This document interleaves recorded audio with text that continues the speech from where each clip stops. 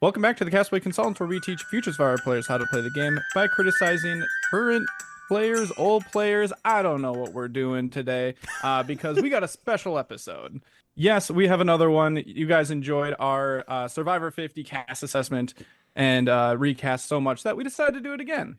And we're doing it for our next Rewind series that we are covering, which is Survivor Game Changers. So this is our Survivor Game Changers cast assessment. And of course, the recast, because we know that it was maybe not the most perfect cast out there. I'm one of your co-hosts, Josh Wessler, joined today by Derek Kubicek and Ryan Stacy. How are you guys doing? Just a couple of game changers over here. No, doing good. I'm so excited for this podcast. I loved the season 51. I'm really excited to do this again, especially with such a season as game changers. I'm just excited because, when I play Survivor, I have a couple things in the tank that if I get the opportunity, I hope to carve my path to Game Changers 2. And I'm not sharing those with anybody until I get cast. Cough, cough, wink, wink, production who's listening. Cast me. I will change the game. I've got ideas. So getting to the first Game Changers season and talking about it, this is the most logical place to start. And I think this is the most fun we're gonna have doing this Game Changers stretch of episodes because, oh boy, this is not a fun season. This is gonna be a fun episode, which I'm really excited to get into. But yeah, tonight we're gonna go over the cast from Game Changers, the 20 people who made the cut. We're gonna talk about them, and we always do just run through the cast at the beginning of each episode, but because of the theme Game Changers, I really wanted to dive down and are these people game changers? Why? So it's beyond, are we excited to see them back? Should they be back? So it's like a two-layer question this time. And then, of course, after that, we will each give our own casting attempt at Game Changers cast. And to be clear, we are not going to talk about anything that actually happens in the season. You will hear some bemoaning of a certain player for reasons that we will get into in the coming weeks, but you can't say the name without going, Yeah. So if you count that as a spoiler, I guess leave now until you've watched the season. But outside of that, we did receive a little bit of viewer feedback that we've alluded to Game Changers the season as generally being a pretty bad season. And I don't want anyone thinking that we're coming into this rewatch without some level of unbiased excitement to just cover another season. That said, we're getting another one of the 8 dark moments, and it's one of the worst ones. And it's one of the worst. So whenever you're coming up on something like that, there's reasons to fret. But I'm still ready to be open on this season. I think it is the last one we will come across in the Rewind. We've talked about all the other dark moments either through the Rewind or through modern seasons with Ion of the Idols. This is our last one. It's one of the worst ones. The one player who's responsible for it, you can't help but groan when you say his name. We've done it many times, as we mentioned him before. He effing sucks. So again, if that's a spoiler, leave now, but you've heard us bemoan this name before. Yeah, it's pretty notorious. There's a good chance you know about it, and if you don't, well, we'll set your expectations a little bit. You'll know not to love this player going in. You're welcome. It'll make the season better. It'll make it easier to swallow, honestly. It really will. It really will, because this is a character I really liked going into this season, and it sucked to watch this. Now, with that giant disclaimer aside, getting that small bit of house cleaning in order. And then it's probably obvious with any returner season at this point, but we maybe spoiling some past seasons up until season 34, just with people who had played before, how they did or what kind of moves they had made. So if that's something that you're really particular about, maybe keep that in mind before we're listening. That's a good point, Josh. Thank you. Yeah. What I always say with any All-Star season is before you watch it, you should watch every single season the cast members compete on beforehand. I guess same is true with the podcast. For your optimal listening experience, that's what I would say. For an optimal listening experience, just put that crap on mute whenever Ryan starts talking. Just kidding. Okay, guys, is there anything else, or should we go game changing? Let's go change some games. All right, so we're going to start off with the 20 cast members who make it on a Survivor Game Changer. Season 34, the official cast. Controversial list. There's some absolute winners. There's some giant question marks. But we're going to go through this in tribe order, by alphabetical order by first name per tribe. So that's just how it is on the Survivor wiki page. Makes it easier for me to go through it. But we're going to start over on the Mana tribe, which is in red, dark red. And our very first member of Mana is Aubrey Bracco, returning from Survivor Wrong. Josh, start us off. Thoughts on Aubrey Bracco? Are you excited? Is she a game changer? What do you think? This is actually really weird because we're coming off of a recent episode where we talked about Survivor 50. And my opinion on Aubrey is much different at, I'm trying to have an opinion on players at this point in time, at the, snapshot of time of season 34 coming up. And because of that, game changer, I think there's a pretty big question mark there as far as a game changer goes. Did she, have a prominent part of her season? Yes. But I don't know if I would necessarily call her a game changer. And I'm going to try to, frame some of these evals without giving away my entire cast list of who I left on and who I booted from the cast. But I would say maybe not for Aubrey. Yeah, I'm kind of on the same mind as you. She's someone who I liked in Wrong, and I'm totally fine with her coming back. But as a game changer, no, I don't see it. I couldn't really think of anything she did to change the game. She was just a strategic player. The closest thing she did to changing the game was redeeming the Luzon tribe from the original Brains Bronze Beauty and putting up a real fight at Final Tribal Council while still ultimately coming up short. The closest that Luzon got was Chaos Cast in third place, and she was drawing dead at the end. So a game changer she is not, but that's not fair to say I would leave her off because I don't love her. I would have had her back on something else, but here it doesn't quite fit the bill. Next up, we have, also from Survivor Wrong, Beast Mode Cowboy Caleb Reynolds, a Big Brother alum, got evacuated during Survivor Wrong. When people get evacuated, I'm generally okay with them coming back. I want them to have another chance. So I'm fine with Caleb playing again. Game changer. Not really, but I think you could make an argument, a kind of a dumb argument, that he changed production. I think he scared them to death with his medical evacs. I think that it might have changed production a little bit and how they handle medical situations and how they pull people from the game. Maybe he changed Wrong by getting Neil pulled. If Neil is to be believed, he only got pulled because they were scared of what happened with Caleb and they were just being cautious. So there's a mini argument you can make, and I'm not mad that he's here, because I feel bad for him, but not really. So he's not on my list, but I will say he was on one of the drafts of my list because of exactly what you're saying. When you cast these people, you're thinking about who changed the game. And if you are the producers and you're thinking about people who changed the game, from their perspective, perhaps nobody more. At least in modern Survivor, perhaps nobody more. So Ryan says it's a minuscule argument. I think it's a fully credible argument that if he's on your list, it makes sense. So while he's not on my list, a game changer, I will call him, and not for the right reasons, unfortunately. Nothing. All he did was go too hard for coffee, Yeah, he didn't make my list either. I do think, he did make my initial first draft, which, granted, includes a lot of people. It's essentially could you make an argument, even if it's a stretch, for this person? And he was on that list. So, and it was more so from the production angle of, okay, what happens now? Shortly after, maybe they already had talks about it, but shortly after, we go to Fiji and never leave. We have a little bit more strict of policies for when medical is called and things like that. Maybe not necessarily gameplay wise being a game changer, but it was more so just from a production angle. Moving on to Sierra Easton, returning from Survivor Blood vs. Water and Survivor Cambodia. Derek. No. Say the line. She voted out her mom.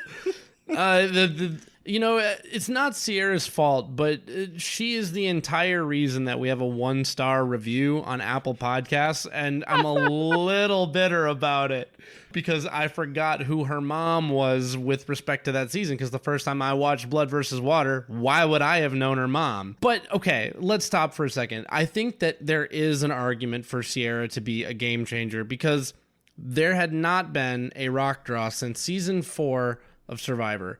And her, Katie, Hayden, Tyson, brought back the rock draw. So anyone who's a part of a move like that, to bring something so risky and so bold and it really kind of kick off the era of Big Move Survivor, which I know, season 27 isn't quite the beginning, but we're one season away. Hey, if you want a resume, going to rocks is something that you can do. So I'll allow it. I think there are better candidates. She does not make my list, but perhaps we'll see if you guys agree with me. This might be my first hot take of the episode, but I had her on my list. Hey, yeah.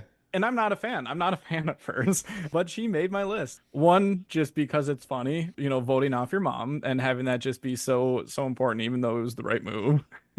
But like Derek said, the rock draw was a big part of it as well. And leading into, I'm not going to say leading into like resume Survivor, but really trying to make those big moves is something that I thought about and kind of pushing us into that next era. Now, I'm not saying that she did this single-handedly or anything, but I also, as you will see later with my list, Survivor has not done a great job historically with editing up women throughout the series up until, the 30s and 40s, I would say. So, I let her in. I let her in here, and it's a little bit of a stretch, but you know what? I stand by it. No, I completely agree. Sierra is absolutely a game changer. I'm not the biggest fan. I thought she was kind of annoying in Cambodia. Like, she's fine in Blood versus Water, but I thought she was annoying in Cambodia. So, like, am I thrilled to have her back? No. She's on my list because I can't deny that she is absolutely a game changer. I think she and one other person are the reason this theme exists. We'll get to him later. Yeah, so, the rock draw, voting out her mom, she makes the cut for sure. So I'm definitely okay with Sierra coming back for this theme. If it was just All-Stars 2, I'd pick somebody else. Next up, returning from season 30, Worlds Apart, we have Haley Ford. Josh, what do you got to say about Haley? Stay with us. We'll be right back. Frustrated with modern shows that push values you don't agree with? Sick of scrolling through content that's just not family friendly? Hi, I'm Jennifer, and every Wednesday I share one family-friendly recommendation in around 10 minutes. Each episode offers a thoughtful deep dive into the story, values, and streaming info, so you don't just know what to watch, but why it's worth watching. No explicit language, no inappropriate chatter, and maybe most important, I'm doing this as a parent, not a critic or an influencer. So follow the show on Apple Podcasts or your favorite platform and start enjoying family time around the TV again. As much as I love seeing Haley on my screen again, she did not make my list. What? I don't really have much else to say about her. I don't know if she made any moves in her season. There was, an alliance that she was in, of course. Nothing game changing there, though, unless you count like skinny dipping, which she went and did that. But Richard Hatch did that in season 1. So that's all I have to say about her. Yeah, I think if you ranked everybody from most game changer to least game changer, she's 20th place.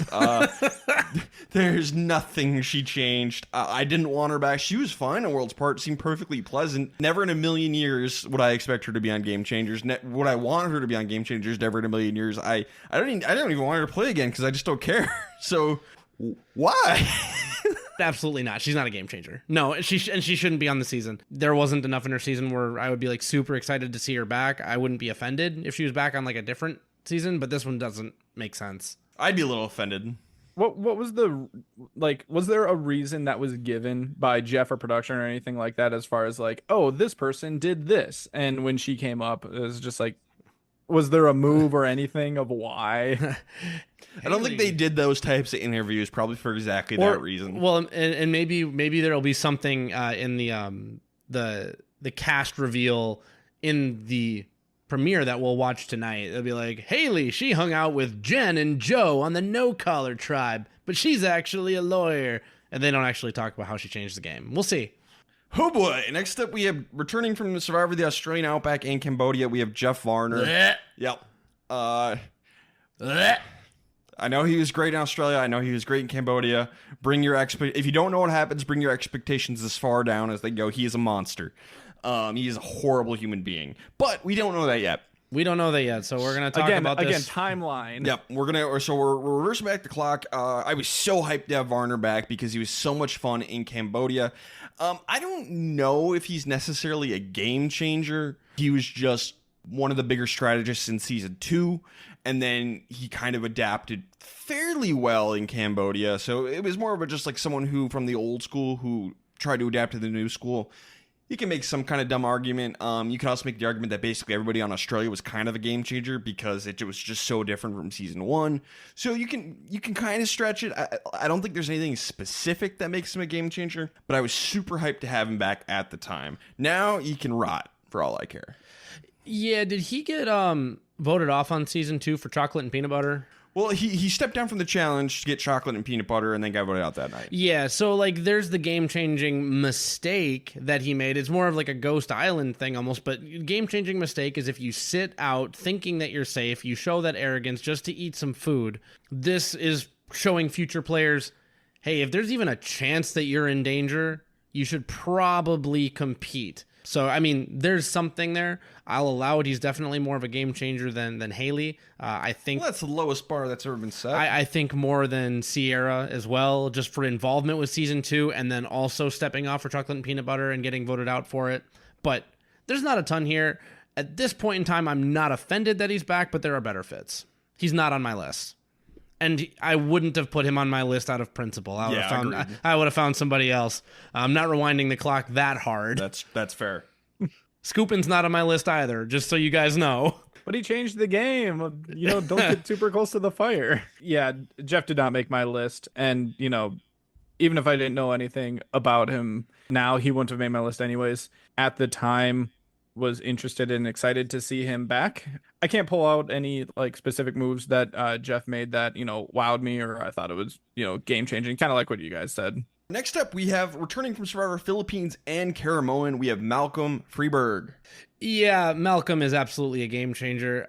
He does make my list for 2 particular reasons. I think there's the one that we reference in strategy on this podcast all the time. He's one of the 2, I guess, promulgators of the Matt Singh strategy. It's called the Matt Singh strategy. So if you're on a crappy tribe, just vote out all the people that are causing problems, leave the other 2 tribes huge, go into the merge under the radar, and then voting block back and forth until you and your partner hopefully have a chance to win the game. And then point 2, Malcolm is the first person that I can remember on air who chooses to say openly, I have an idol, and then not play it in order to save it for one more tribal council.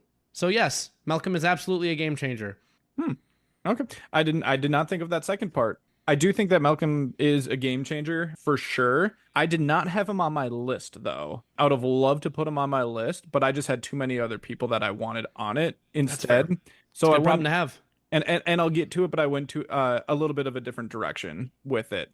Otherwise, basically everything that Derek said with him. My main thing was Matt Singh. Yeah, Malcolm absolutely made my list. He's absolutely a game changer. The Matt Singh, though unintentional, is part of the Survivor lexicon, the Matt Singh strategy. There's the intentional Matt Singh, which is not what happened, but, basically in a tribe of 6, especially in this new era, you want to be in the top 2, period, of those 6. Threatening to play an idol doesn't do it. And then, of course, the 3 Amigos idol play. I think that's also a game-changing moment. So Malcolm has multiple Malcolm. That is a Cult of Chucky reference for those who got that. No, Malcolm's great. I love that he's back. Super on board for this. He made my list. Next up, returning from Survivor, Millennials versus Gen X, we have Michaela Bradshaw. Not a game changer, in my opinion. Someone who I would, love to see back again at this moment in time for sure. But I think that it would be better suited for a different theme rather than game changers. It's hard to call someone a game changer when they're a pre-merge boot. Yes, those things can happen, and they can be a game changer and be a pre-merge boot. We might get to that later, but I just don't. I don't think that there was a specific move or a strategy that was made by Michaela that would justify putting her on this theme. You just gave me a great idea. Could we do a game changers only of pre-mergers? Is that possible? I would love to see how many we could get from pre-mergers. Unlikely. Only. I think I might know what I might work on at work tomorrow, just to see if I can do it. Real productive. Real productive. No, Michaela, she's not a game changer. I'm glad she's back, but I would wish it was on a different season. She was a lot of fun in Millennials vs. Gen X, so like I'm not mad about it, but she's not a game changer. A game changer she is not, and she's not even the first woman to get voted out simply for, threatening a man, essentially. And when I say threatening, I mean just, showing that she has a brain and scaring said man. No, not Michaela, but I do want her to play again. It didn't need to be here.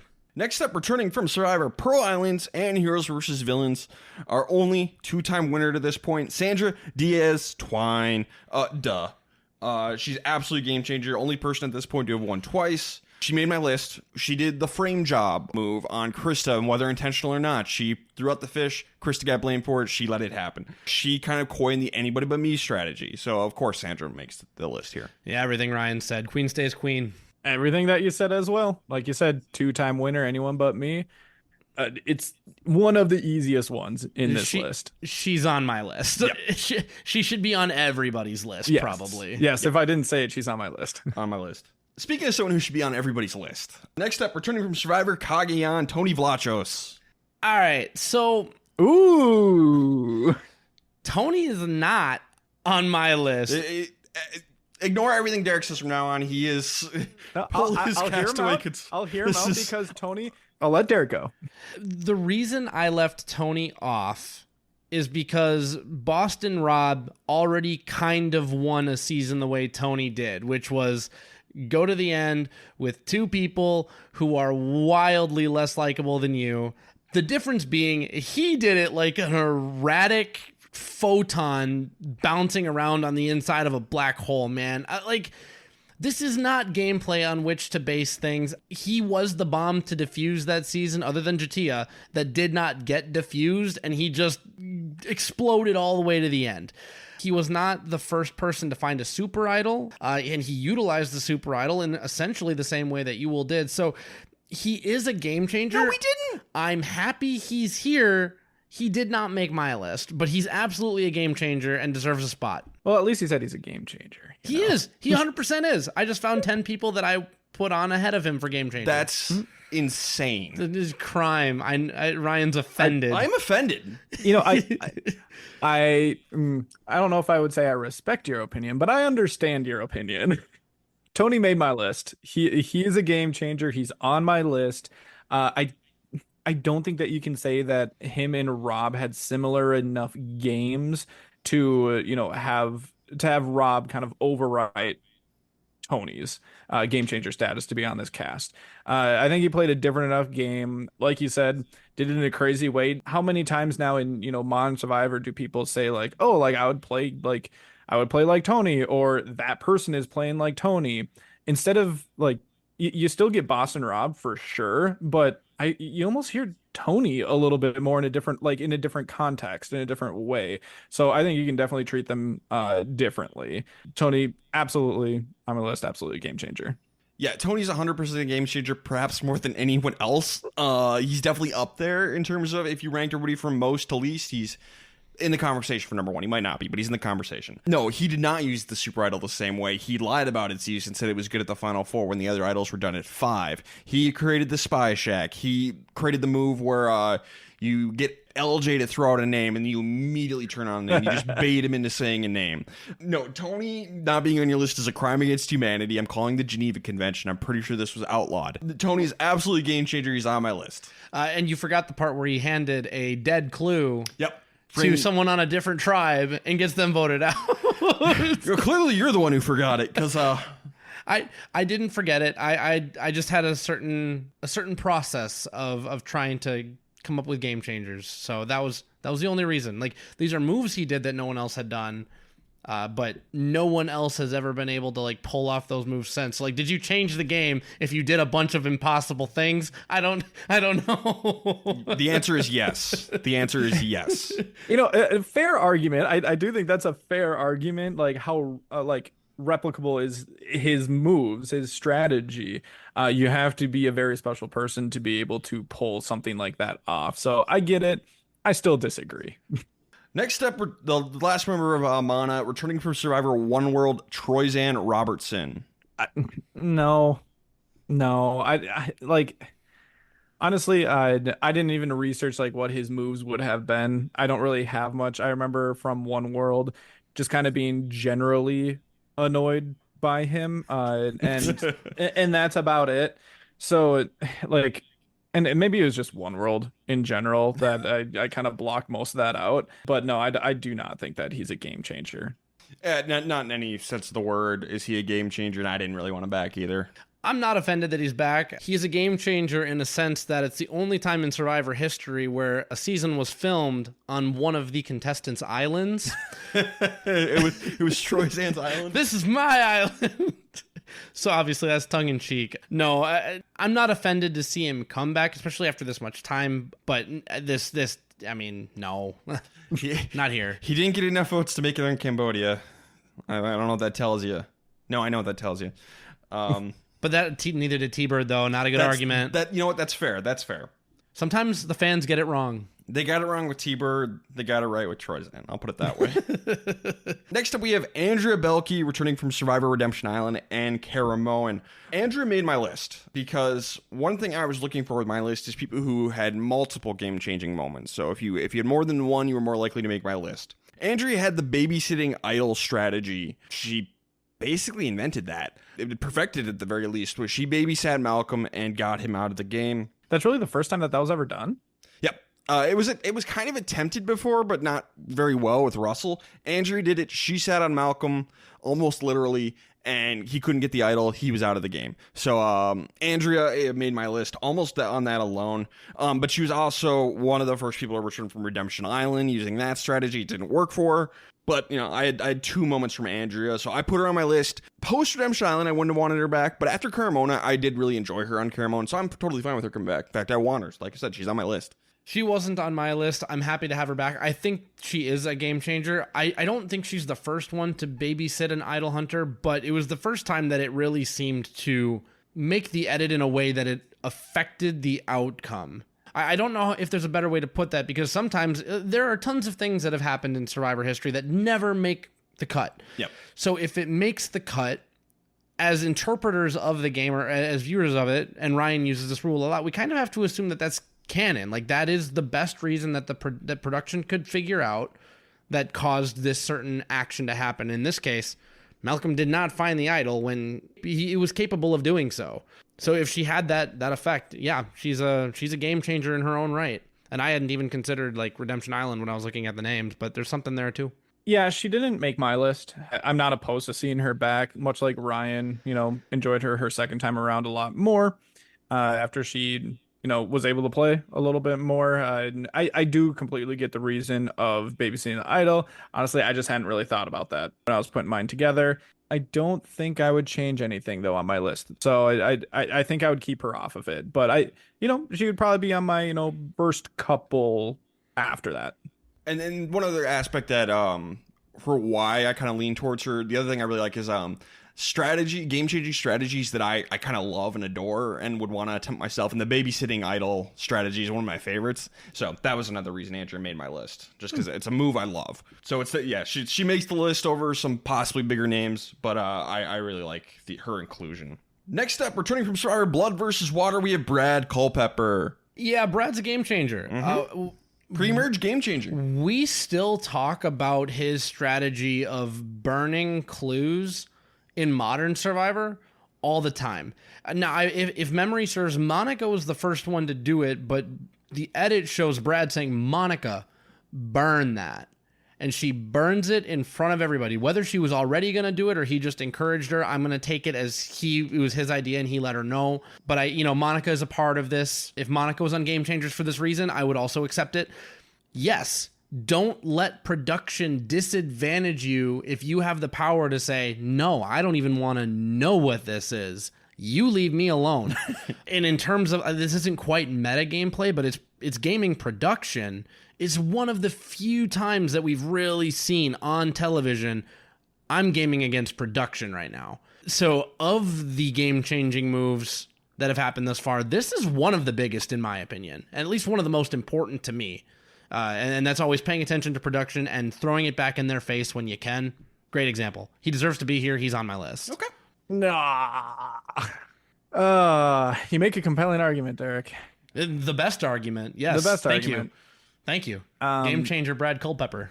He's not on my list, but gosh, I really want to put him on it now, just because of that. Just because I don't think we had really seen a whole lot of, the middle finger to the production up until this point. And almost like I don't want to say like meta, but just talking, about Survivor and the advantages, like just kind of from an outside the game perspective and like just looking at him differently.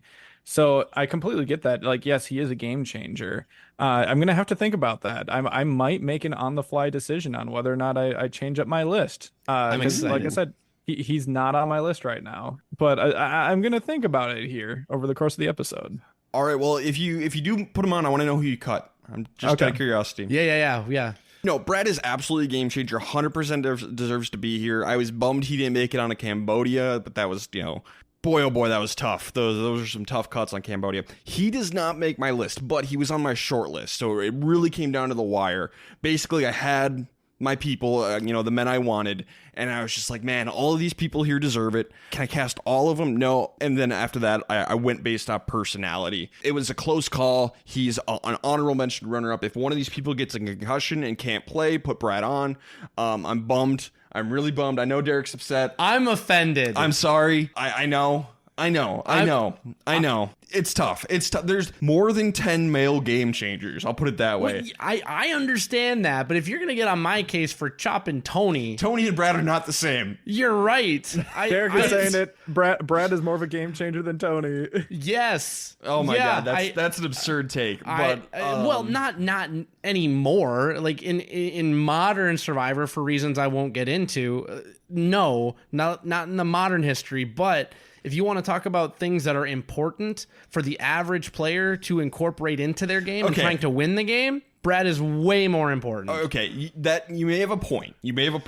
But yeah, like I said, I got X amount of people, and I was just like, man, I'm just going to pick the people I want the most of these game changers. And Brad wasn't there. Brad didn't make it. I'll explain myself. There's some other people I wanted to see come back more. So that was the ultimate decision. I can't do it. What do you want from me? To do better. No, mine's perfect. So love Brad, great choice. I'm very happy if you put him on your list. I'm very happy he made the cut and got to play a non-versus blood versus water scene. He just barely missed my honorable mention to Brad. Okay, next up, returning from Survivor Panama, Micronesia, and Heroes versus Villains, we have Cirie Fields. Yeah, one of the other super obvious ones. She made my list. Absolutely, hands down. She was, after Sandra, she was the second woman that I wrote down on my list. She had one of the most different, like, social game, I would say, approaches that we had seen up to that point. Because what number season would have that been? 12. 12. And while we had seen social games in the past, it just seemed like, she elevated that to a completely new level. And then the one, big one that or big individual move, if you want to go that direction, is the 3-2-1 vote split that she ended up inventing. It's hard to say like inventing when you've had plurality votes in the past, but it just seems so effective and is used nowadays that I'm going to give her credit for being the first to do it like in a strategic, intentional way. So hands down, Cirie, one of the best players at this point to play without winning the game as well. Excited to see how she does this time around. It's going to be a fun time. Yeah, Cirie 100% makes my list. She's one of the biggest does, of course. Yeah, and I think up to this point, she's the best player to never win. So yeah, the 3-2-1 for sure. And like I said, I wanted people who had more than one game-changing moment if possible. Black Widow Brigade gets you on my list. That is a game-changing alliance that changed Survivor forever. She's part of that, huge part of it. Just getting Eric to give up immunity alone is hilarious. So Cirie makes my list, easy. Yeah, I'm happy that Josh brought up the plurality vote as well. And I'll just add in, maybe she didn't invent the concept, but Isaac Newton didn't invent gravity, but he was the first one to really write it down, make sense of it, and make it more real. Cirie did that with the 3-2-1 plurality and did it with intention. And then, Black Widow Brigade goes without saying. Social strategist can't be overstated. We've seen her have success on other game shows, and we're still waiting to see how she did on 50.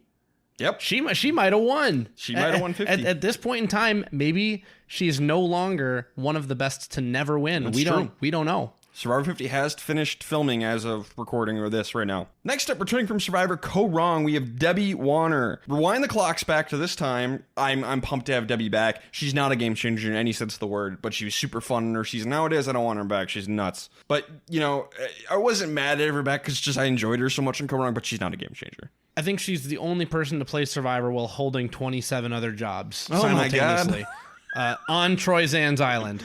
So no, she's not a game changer. But again, like Ryan said, rewind the clock. We don't know about Debbie, kind of what we know now, and I'm happy to see her again. But it would have to be on a season that's not called Game Changers. There are other people who deserve that spot more, I would say. Yeah, I didn't really care about seeing her again, unlike you guys. Not a game changer unless you're just going to start defining, you know, different, like people with different personalities are game changers. Like, no. That's going to be a limitless list. That's how you're going to get your, pre-merge game changers. If you just have a bunch of kooky people out there on the island and just say, well, they're different. So, game changer. No, absolutely not. Yeah. Well, to stick on Debbie for just a second, one thing I did appreciate from her game in Korong, it seemed intentional that she was downplaying her intelligence. But we've seen that before, and we've seen that done more successfully. So she's not devoid of like really unique things that only a few players have pulled off to some level of success. But yeah, not quite a game changer in that way. But I just wanted to give her flowers. Next up, returning from Survivor, Token Sheens and the Heroes versus Villains, JT Thomas. Yeah, that's easy. Bro played a perfect game. First one. Come back. Absolutely. You deserve it. Just by doing the perfect game, that is game changing enough for me. You could talk about it being like the creating the fear for the good old Southern boy trope, which lived through all the 20s and the 30s, essentially. You always have to worry about that guy. Having like a power duo strategy with Fishback and being the more likable of the two, that's always fared well for the more quote unquote. I love Fishback, but like to that cast, it seemed that JT definitely had one up on him in that department. Has fared well in Survivor history for those duos that go far. So for multiple reasons, but I'm really just gonna hang my hat on the perfect game. Does he make your list? No, but he probably should have. The reaction that you gave when you started talking was like, absolutely 100%. Does he make your list? No. Okay, I should tell everyone now that when I was making my list, I really sought to find game changers that did not necessarily win. I tried to think about things that changed the way the game was played from then on out. But does that make JT not a game changer? No, but I don't think that people go out with the sole intent of, I'm going to play a perfect game. That doesn't mean that he didn't change it. So that was my concept going in. I was going to save that for my list, but I feel like I need to. It's an Emperor has no clothes moment. I'm so excited, and he's not on my list. Yep. But maybe I'll revise. Maybe I will. And if you do, tell me who you cut. I will. Yeah, definitely. Definitely a game changer. He did make my list as of right now. And it was because of the perfect game. First one to do it. The one big, question mark is whether, like Derek said, like, is that a game-changing move, or is it just like, the first to do something? So I think that it is, just because of the type of person that he is as well. Like, this is pre Heroes versus Villains, and he's almost just like the stereotypical like hero, almost like good guy. Like, how many times have people tried to play with, I'm not going to say that he played with honor and integrity or anything like that, but there's a reason why he had the perfect game. It's because everyone loved him so much, and just, here you go, JT, here's the win. Sorry, Steven. So it's that was the main reason for me, was the combination of the perfect game and just the archetype that he brought forward and showed that type of person can win the game. He let people think he played with honor and integrity. Didn't correct them until they were voted out. No, JT made my list. Love JT. One of my favorite winners. Played the first proper game, but you guys are missing something. JT did the idle handoff to Russell, the famous Russell letter, hands Russell an idol during the immunity challenge. Game-changing move. Yes. for the worse. Yes. The game changing is not always a good thing. You know, he got to play with house money, basically. You know, he'd won. He's like, well, let's have some fun on Heroes vs. Villains. Let's change things up. And boy, oh boy, did he. So JT makes the list for good and bad reasons. You know, I thought about Russell Hand's love letter, but I'm pretty sure that's why Amanda had no shot at being a 3-time finalist appearer. And I'm kind of salty at JT for that. If you lose my girl Amanda the game, I'm not happy about it. And you know what? It wasn't a bad move. It was an inventive move. He just had the wrong read. And, you know, if he had seen Samoa, probably wouldn't have done it. No. So, yeah, there's a lot of gray area there. But, yeah, I love JT, so I'm super glad he's back. Russell would have been gone first if anyone had seen Samoa. Returning from Survivor Cook Islands, Micronesia, and South Pacific, Ozzy Luth. This was a hard one for me. I'm going to go with no. It kind of goes back. No, he's not a game changer? I mean, he's a game changer, but not on my list. Okay. And not just because it's like, oh, I've had enough Ozzy or whatever. It's just, you know, the value that I put on that type of game. Again, I have a lot of people on my list who I want on that list. Ozzy is definitely a game changer in the fact that, again, kind of going back to that archetype, like the character that is on the season, you know, he was so reliable when it came to challenges, but is he, you know, like big inventive strategist or like having specific moves? I don't think so. You know, he was kind of just like, oh, the Jungle Boy who loves to be out there and is a fan favorite and everyone loves to see him. So like, yes, game changer, but not good enough to make my list. Yeah, I kind of agree with Josh. He's a game changer. Not good enough to make my list just because I've never been an Ozzy guy. He's not my favorite. And that was, you know, there's so many great game-changing players that I eventually came down to who do I want to see. And Ozzy's not someone I'm fine with him coming back, don't get me wrong, because he earned it in the game-changer spot, but he's not who I would have picked. The thing that he did two things. I mean, he's not the inventor of the fake idol strategy, but he's the first one to do it where it worked. So there's that. It's an effing stick. But his big game-changing moment is on South Pacific, where he is the Trojan horse inventor. Strategy we see again, probably not, because, you know, Redemption Island sucks. But it was an amazing, incredibly interesting move. And then he is the one who really leaned into the Redemption Island strategy. It was built for him, after all, to be the person to sit on a beach, catch fish for people, eliminate them in a duel, get their jury vote. So he invented some really interesting strategies for a gimmick that sucks. And I hope we never see it again. So he earns his spot on this cast. I would not cast him. You know, there's a little part of me where his intentional strategy of being at Redemption Island and then winning his way back in the game is ruined a little bit by his terrible acting job. So like, it's like, oh yeah, good for you, but you don't get the full points for execution, I don't think. No. See, I disagree, Josh, because when you're watching a bad movie, sometimes the bad acting is what really sells it up the river. I mean, Madam Web. Can you imagine if Dakota Johnson hadn't phoned it in? That movie would have been so different. Ozzy's absolutely a game changer from both a player perspective and from a production perspective. One, because I am wholly convinced that Redemption Island was built for that man. For the same reason that I am 99% sure Edge of Extinction only existed for Joey Amazing to have 2 shots at the end. If you can get production to try and build an entire season around you winning, a la Boston Rob, and bringing it back, you know, a second time and you being the beneficiary that time, and then not because of how physically dominant he was on Cook Islands, and not because of the fake idol play that he did in the teens, but on South Pacific, the vote me out, I will destroy them with generosity, with benevolence, and I will come back and I will be the ultimate rise from the ashes Phoenix hero to slay the coach dragon.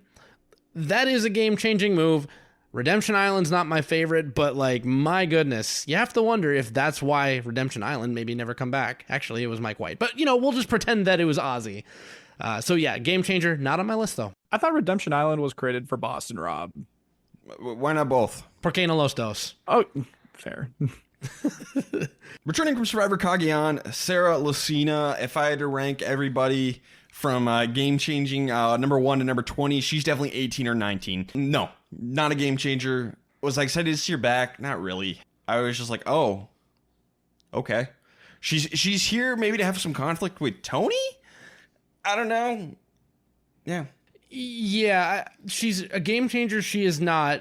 Sarah Lucina 1.0 is honestly, and this might be an unpopular opinion, very, very close to Cochrane 1.0. Likeable enough to where some people see it as a threat, and then whereas Cochrane does make that flip and basically lose himself the game, Sarah wants to play the middle in her first game, and then Chaos Cass is just like, no, I don't think so. So a game changer she is not. I love that she knew that Tony was a cop from Boston, but I mean, Jersey. From Jersey. So, I mean, that was pretty funny that she called her shot. But no, at this point, I would have not needed to see her back, and she's not a game changer. Yeah, it feels like she's primarily brought in just because of her relationship with Tony, and that is not a game-changing move at all. Like Derek said, I think, the closest thing that you have is, what not to do in certain situations. And maybe people can learn a little bit from that as far as being a game changer. No, she did not make my list. No, I don't think she's a game changer. Returning from Survivor Worlds Apart, Sierra Dawn Thomas. So, before, Derek, you'll go first on this one, but before we get into that, there's a reason why she's here. And it's because originally Natalie Anderson, winner of San Juan del Sur, was on this cast. A few days beforehand, she got a concussion and could not play. Sierra was an emergency alternate. So I'll let Derek go from here, but so that shades in some of the reason for her casting, I think. Rank all of these players from 1 to 20 and how much they changed the game, and I think Sierra Dawn Thomas very possibly could be 20th. She is competing with Haley Halley. She is competing with Sarah Lucina. Those are the three, I think. And I don't mean for it to be three women. That sounds horrible. But when I was looking at the cast list and who it made most sense to bring back, I'm almost reliant on my Survivor encyclopedia here because I didn't go and do a ton of research about why. I knew she was an alternate, but why was she even an alternate? It's just like, who was available? I think that's what it was. It's like, we need a 20th person. Call people. Who says yes? So, I mean, I guess a beneficiary of the just say yes strategy, Sierra Dawn Thomas, not a game changer, not on my list. No, absolutely not.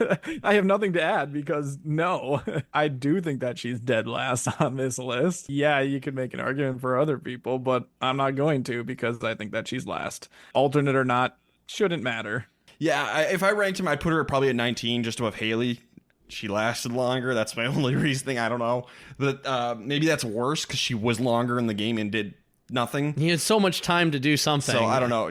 I found Sierra boring. I have no interest in seeing her back. She's not a game changer.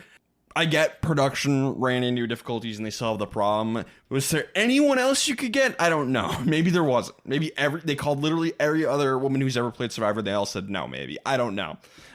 Press X to doubt. She did not make my list. I'll put it that way.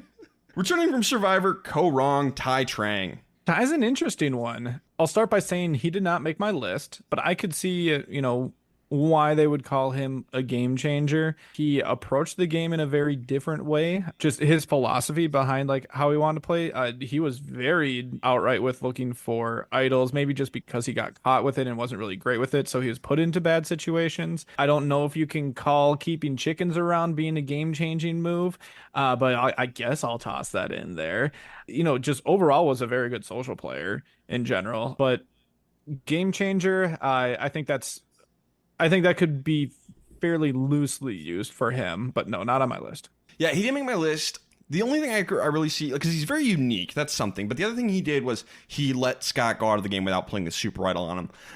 I think that's enough to get a popular personality from a recent season on to Game Changers. So I get why he's here, and I'm not mad about it because I really like Ty. I did not put him on my list, though.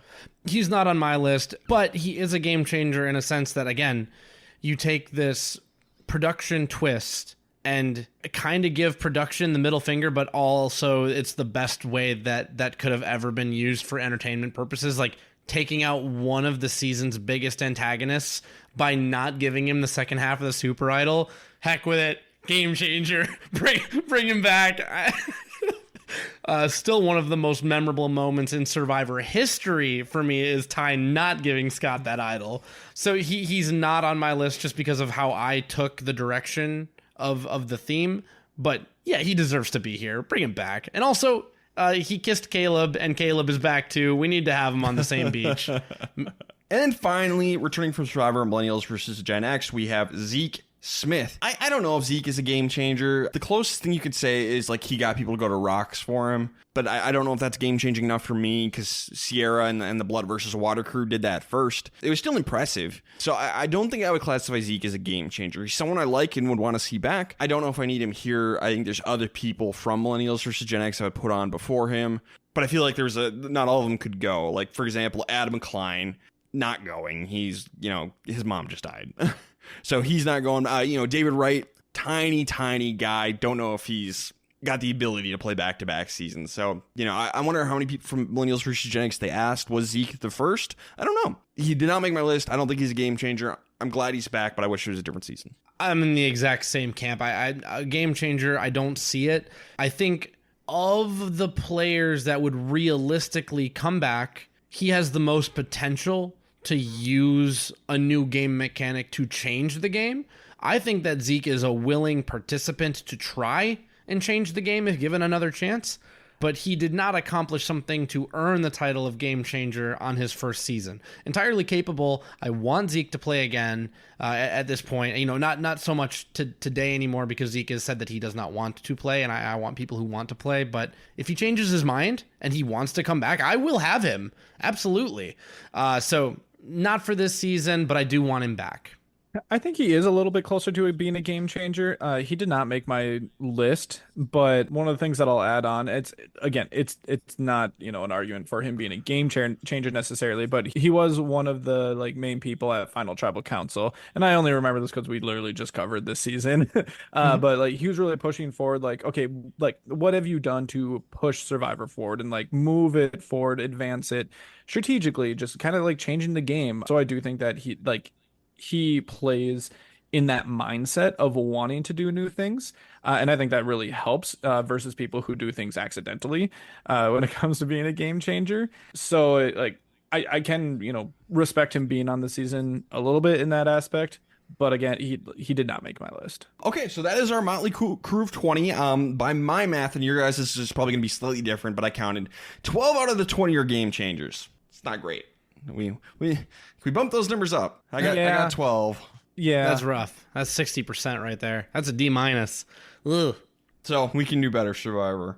And I counted Caleb as one of those, which is well, no, you're meh on him, but I think he's a game changer. But you'll get the credit. I'll give you full credit for it. Yeah, but I kind of was the same with Ryan. So you sure? If you guess on a multiple choice and get it right, you get it right.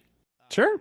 That analogy falls apart. They didn't guess. I think they had an intent there, but so let's get into our casting experiments with us. Each of us made our own game changers list of who we thought game changer and who we would put on the season. Sounds like everyone came at this with a little different approach. But Derek, start us off. What is your cast? Absolutely. And I'm going to start off with a surprise aspect. I'm starting off with my game-changing location. So on my Game Changer season, I am including a game-changing location, and I'm going to pick the low-hanging fruit and say Cambodia changed Survivor forever. You're sending him back to Cambodia? I'm sending him back to Cambodia. But this is just for lulz, because Cambodia very nearly ended the show forever. And outside of Caleb nearly dying, it sucked. Everything about Cambodia was just a bad time. You can make arguments that the water in Africa was worse and the bugs at times were worse in Marquesas, but you bundle it all together, and from what I've read, Cambodia was the worst of the worst. They went to Fiji and never left. Yep. So Cambodia is my game-changing location. Now, starting off with the men, and I will say, the way that I did this, the way my list is ordered, is in the order that I thought of them, until I get to the honorable mentions at the end. Okay. My first Survivor Game Changer is Richard Hatch from Season 1. And it might be, again, the low-hanging fruit. But when Survivor started, production was hoping to put a bunch of people on an island. They vote out the weakest and the strongest will survive. And Richard said, no, it's a social game. There are alliances. But beyond that, he did the first ever challenge throw to win the game. And also, he used Dr. Sean's ridiculous alphabet voting strategy in order to accomplish his means to a strategic end to solidify the alliance that would ultimately pagong. Richard deserves to be here. Number 2, Cowboy, organizer of the split vote, Plan Voodoo. We still see it, and we do not often reference it. Had people considered a split vote before this? I'm sure they had, but it's the first time we saw it really make canon vote the dream. Number 3, and here's a controversial one that's going to piss Ryan off because Tony didn't make my list. Gary Hogaboom. I'm not pissed off. Gary Hogaboom from season 11, from those paying attention at home. Cowboy was on 13, by the way. Yeah. This isn't in order, but Gary Hogaboom was the third person you thought of? yes, because he was the first person to find an idol, and even though it didn't make the edit, he was the first one to make a fake idol, and he used the idol. And lastly, he's the first one, I believe, to lie about his profession on camera to try and prevent himself from getting voted out. I believe there might have been some, a dentist maybe in season 5. Does that sound right? Yes. But this was notable where it was, we're going to put a sportscaster on the season to try and screw you over. He also found that idol without a clue. So first person to find an idol without a clue, eat your heart out, Russell. Yes, I guess that's true. Number 4, Yao Man. So I just talked about Gary Hogaboom and the fake idol, but I'm going to say this is the first time a fake idol made the cut into the edit. So that was really cool for Yao Man. And then lastly, he gave up the car for the car curse and didn't win, but that changes Survivor forever because we will lose the car reward very soon, if not immediately. That's the last one. That is not the reason why, but, you know, it's a good story. It's a good story. He gave up the car, so I'm giving it to him. Number 5, I have Boston Rob for the power duo strategy on All-Stars, the Godfather strategy, and for anyone who's playing on a future season, you need to be aware of the returner advantage on a captain season. So with Boston Rob, one of the reasons I didn't consider him is because at the time he wasn't going to do it. He wouldn't have played. So I left Boston Rob off my list, even though he is absolutely a game changer, because he wouldn't have done it. And I believe that, but I'm building my list, just, Yep, whatever. Yep. Next, and even though I don't want him, undeniable, Russell Hands. He found multiple idols with no clues, and also pioneered the I'm so bad socially that I could never possibly win in a million years. Not a good game-changing aspect of his game, but one that everybody who ever plays Survivor needs to learn. If you are like Russell, you will not win. It might not be like a change, but it solidifies. It puts it in stone. He's another one who CBS would never cast again because he sent out spoilers to Heroes versus Villains to somebody. Yep. So he was blacklisted. Which is yeah. Brad Culpepper for reasons we already discussed. Malcolm Freeberg for reasons we already discussed. Todd Herzog. I have him on here. I know that at the time he wasn't in a good place in his life, but let's assume that he was at a good place in his life. I think that he was the first player to ever win Survivor at Final Tribal Council over my wonderful Amanda. I still think Amanda deserved that win, but you know what? It's hard to say that because he took it from her at Final Tribal Council, and he played right up into the ego of Jean Robert very famously, but ultimately that's like a gold standard Final Tribal up there with Chris Doherty. Rob Sesternino, the big game-changing aspect to his game was gathering people on the bottom in order to flip and advance your own game. Again, there might have been shades of this that had happened, but he very famously was like, this is my strategy. I will never be the alpha bro at the top, so I'm going to run with Jenna and Heidi on this. So that's the last of my guys. Some honorable mentions: Fishback for voting blocks, Colby for bringing the giant Texas flag personal item that completely ruins that going forward, and Coach for getting to the end by creating a literal cult. And then JT is also on there for the perfect game. I'm going to leave him off just to stick with my my trend of the order in which I kind of thought of him and then considered. For the women, I've got Tina Wesson for all of the gaming and plotting off camera and how much production had to change because of her forever. Vesepia Towery, she was the first winner who was truly under the radar. And also, this is super cool, first black woman winner of any reality series ever. That's not just like changing the game, it's changing the genre. I don't want to understate that. Sandra, for reasons we already discussed. I don't really want her. Seems like a lovely person. Amber Burkich, because she teaches everyone that the low-profile returnee is probably the most dangerous person to consider if you are on an all-returner season of Survivor, and also was a part of like that original super duper power duo with Boston Rob. So Amber and Rob both get to play on my Game Changer season, and honestly, with their proposal at the reunion show, they earned it for that too. Suri, for reasons we already discussed.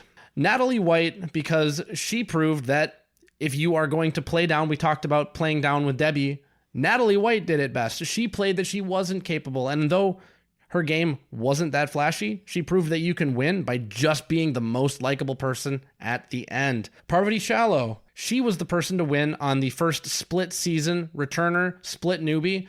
If you're a newbie on those seasons, get the returners out. They have advantages against you.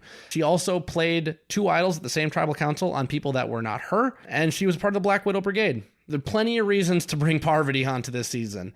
Denise Stapley for being the other half of the Matsing strategy and playing it also under the radar to the end. Malcolm didn't quite get to see it through, but I love Denise and I wanted her back. Amy Cusack for the first what seemed to be intentional women's alliance. So while Black Widow Brigade is most remembered, Amy did it first, and she would be remembered more if Chris hadn't come back from down 6-1 to win that season. And then lastly, I've got T-Bird from season 3 for her hanky vote and not owning up to it in order to sow chaos in the overwhelming majority. And also, I love T-Bird. I'm not afraid to say it. My honorable mention was Andrea Belke for reasons aforementioned. Okay. So how many of them made the cut? Like, who are actually on the game show? 4? 4? Okay. Yeah, I think it's Brad Culpepper, Malcolm Freeberg, Sandra, and Suri. Okay. I think that's it. All right, Josh, give us your list. All right. So gonna be a bit different than Derek's, to say the least. And I'm gonna go into this saying, no, I will not apologize for what I'm about to do. Oh my God.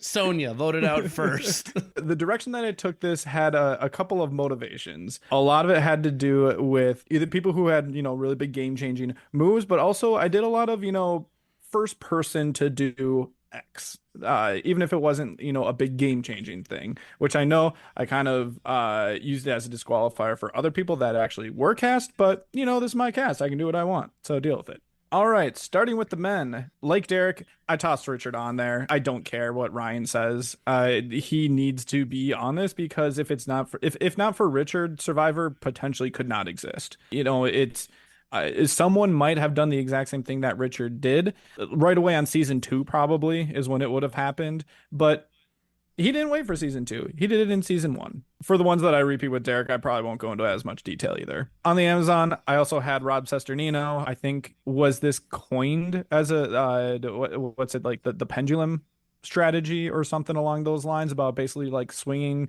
kind of back and forth. I don't know if that was necessarily him, like, who coined that. He didn't coin it. It seemed like it was the first time where that came up, and also everything that Derek said. Next up, from Palau, we have Tom Westman. Tom showed that you could be just that dude and still win the game. Up until that point, that was not the case. He kind of showed that Survivor doesn't have to be just, I don't know. I don't know how else to put it other than like anyone can win the game of Survivor. It might be more rare for people, and you might, be seen as a bigger threat and actually, like, oh, we're going to take out this challenge beast at some point. Like, no, like, here's Tom, and Tom's going to win. So I think that was absolutely game-changing win by Tom, and changes how people have to view people like him. I love your description. Sometimes you're just that dude, because that is Tom's game in Palau. Exactly. On Cook Islands, I have Cowboy for Plan Voodoo. Plan Voodoo. Plan Voodoo, it deserves it. It 100% deserves it. I don't care whether or not he was the first person to think of it. I'm going to say that he is, because I go by the edit and what is included in there. Too bad. So I'm going to give him full credit on this one. Would he do well in season 34? Probably not, but I'm just giving credit where credit's due. Also from Cook Islands, I have Yule. Yule was the first person that I can remember, and again, I could be wrong. It's not like I did extremely deep research on everything that was quoted on Survivor, but I believe that he was the first person who either talked about or mentioned, and it might have been like kind of like in post-game stuff where he talked about like how he approached the game, but really talking more about the game theory aspect of Survivor and thinking about it a little bit more like with game theory, strategy, probability, and statistics. I think there was a conversation with Penner at one point where he specifically had that play out and obviously worked in his favor. I know that a lot of his win had to do with his super idol and being extremely overpowered, but I don't care because this is my cast. Game changer. On Fiji, like Derek, I had Yowman. Ended up being, the first person with the actually made fake idol. I don't think it ever came into play, but, it's the first time that it was shown and it opened the floodgates. Derek might want to credit Gary, but I'm going by the edit here. So if it's, if it gives people in future seasons the idea to go out and do it, we've seen it 100 times almost at this point. So I'm giving credit to Yowman for being that game changer. And giving up the car. And that was a good point. I actually didn't even think about that, so I'm glad you brought that up. Also on Fiji, I have Earl Cole. He is the first unanimous, I'm not, not perfect game, but unanimous winner, which was just a big feat in general. Was it this big game-changing strategic move? No, but, it shows what a dominant performance can look like. So again, kind of just giving out that credit to him. I had mentioned earlier from Token Chains, I have JT on here. Don't need to really go into it anymore. First perfect game, was kind of the hero-ish person. So showed that type of person can win the game. Going off to Samoa, we have Russell Hantz. I'm including Russell in mine. Derek basically covered everything that needs to be said about Russell, but I completely agree with all of it. I'm also, throwing out the window whether or not someone would say yes to playing Survivor or if CBS would even offer that person. This is a Hunger Games style where they're forced into playing the game. May the odds be ever in your favor. And the odds would need to be in everyone else's favor if they're going to play with Russell. So I'm tossing him in there. Idols and clues, go ahead and credit Gary once again if you really want to. You can barely count that because no one did it after that until Russell. And idols looked completely different after that. So gotta do it. Sounds like another notch in Gary's belt, though, there, Josh. No one could do it for 8 seasons after him. Are you kidding? Make a good argument. And then finally, from Kageyana, I had Tony Vlachos for, everything that we already said. Honorable mention, I decided not to do it, but Brad Culpepper is, one of the shortlisted people after them. If I would toss someone out, maybe it'd be Earl just because he was kind of like, first unanimous winner, but not necessarily a game-changing move. So there is that. The other person that I actually had first for an alternate was Jeremy. Because it seemed like he was the first person to like really commit to like a meat shield strategy, and I think that is used not only in the traditional meat shield sense nowadays, but really intellectual meat shield, or a really strategic meat shield, whatever that type of meat shield that you want to work with, maybe who aligns with your characteristics the most. I feel like this is kind of where that shifted. All right, on to the women. Again, this is where it's going to get a little dicey, and I had a little fun with this. So first off, Sandra, we talked about her. And again, I'm going to go in chronological order here, but Sandra's first, 2-time winner, anyone but me, yada, yada, yada. Next up, from Palau, I have Janu, the first quit of all time. No, she's the second quit of all time. Austin was not a quit. Jeff says he was a quit. Austin was not a quit. Austin basically just wanted to be voted out. They were going to vote him out anyways. Not counting that. I don't even remember if it was Janu or Janu. She had zero desire to be in the game. She was the first person to actually like give up and just be done. Austin was, actually voted out. Jeff made him just put down his torch. Josh, remember how earlier you said you weren't going to apologize? I'm not apologizing. I would rethink that. You owe everyone an apology for that one. I'm not apologizing. Oh my God. Survivor has done this on theme season so often where they have just the random person who's like, oh, like they only like technically kind of like align with this theme, but we're trying to be really like cute with it and try to fit them in anyways. So no. I hope when we put this up as a poll, I hope you get 0 votes for this. No, I kind of respect Josh's retreat into the semantic fog. Like this, I kind of like it because you know what? Survivor happens in the margins, and you know, Austin basically said, "Vote me out or I quit," and so they took him up on his offer. I stand by it. I don't care. Let's see. Also from Palau, I had 3 people from Palau because of that. I have Stephanie LaGrossa on here. The only person to get down to a tribe of 1. I mean, I think that kind of says it all right there. And it's interesting because when we were talking about Survivor 50, I didn't really care about seeing her back, and I still don't really care, but I thought that was a good enough moment to really show like, oh, what could this look like if you have to go down and commit to it? And she did. And I'll forever remember her just saying, so long, oolong, and just boating away. So, and tossing Stephanie in there. From Panama, I have Suri, went over her enough. So I'm going to move on to Cook Islands. Once again, a third person. Yes, from Cook Islands. We need it. So I have Parvati on here as well. Yeah. And the only thing that, Derek didn't actually two things that Derek didn't say. So kind of being a little bit of like the original flirt to be on Survivor, but then her game really advanced past that her second time around, and seemed to be a lot more strategic. And she had the the double idol play. Mm-hmm. I don't think, Derek, you had mentioned that, but that I was, did. Oh, you did? Well, okay. It's all good. I did I have not a hard time mention listening the to flirt, Derek talk, but so. she did not pioneer the flirt strategy. But I get your point though. The most effective, I would say, to do it up until that point.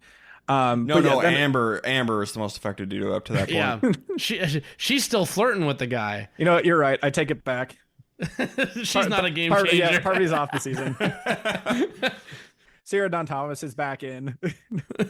So yeah, there's Parvati for you.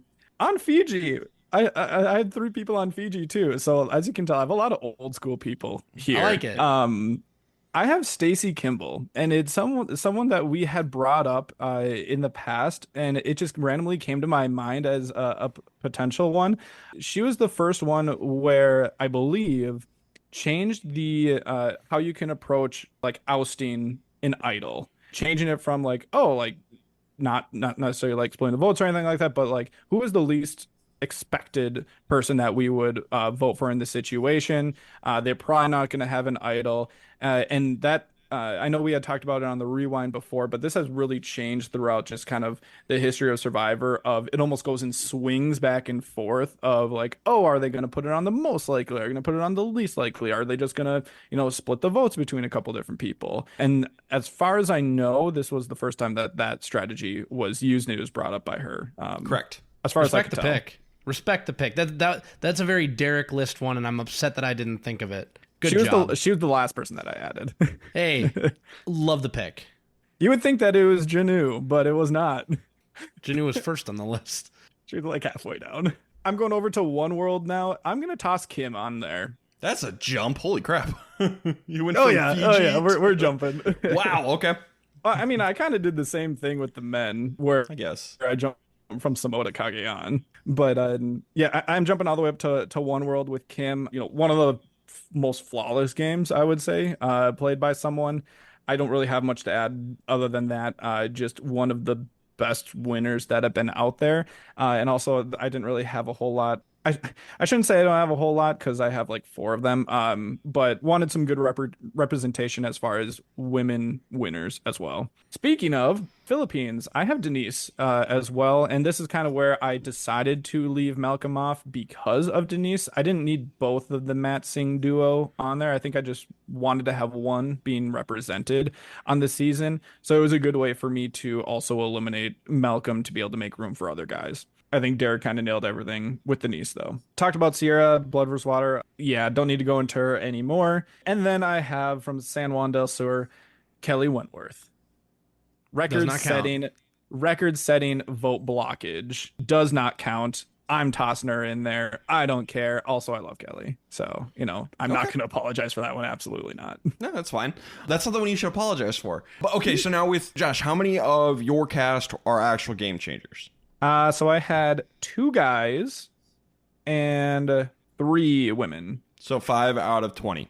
Okay. Yep. I'm going to end up having the most. I have 7 of the actual Game Changing Cast who made my list. Okay, so with my list, I made a list of every game-changing move ever that I could think of. So I wrote down to everybody.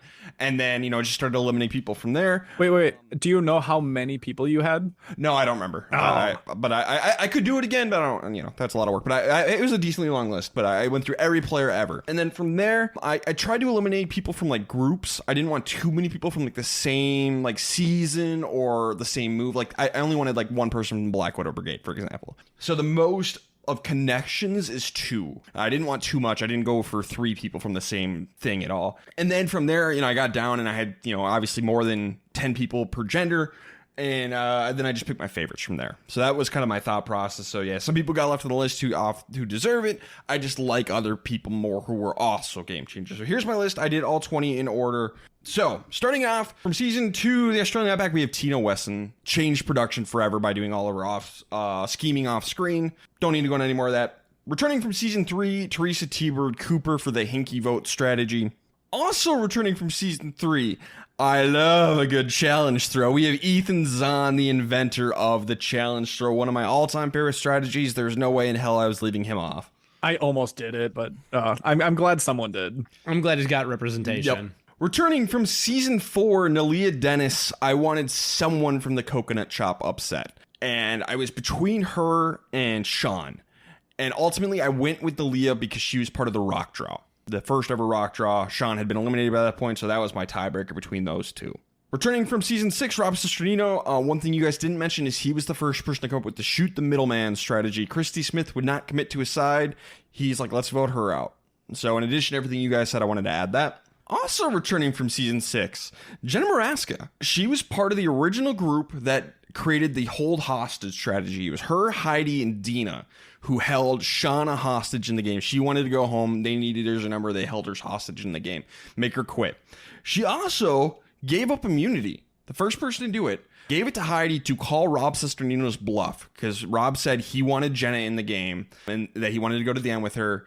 And if Jenna called his bluff, said, hey, I want my closest ally in the game. I want to make sure Rob doesn't vote her out. I'm going to make sure he keeps her and me because I don't think he'll vote me out. So she gave up immunity for Heidi and it worked. Called his bluff. She also played dead a little bit, which is another fantastic aspect. I'm not going to give her credit for that. Because she meant it? Yeah, she meant it. But yes, a winner, and I don't really count All-Stars for her because that was very similar to Adam Klein, so I really want her back.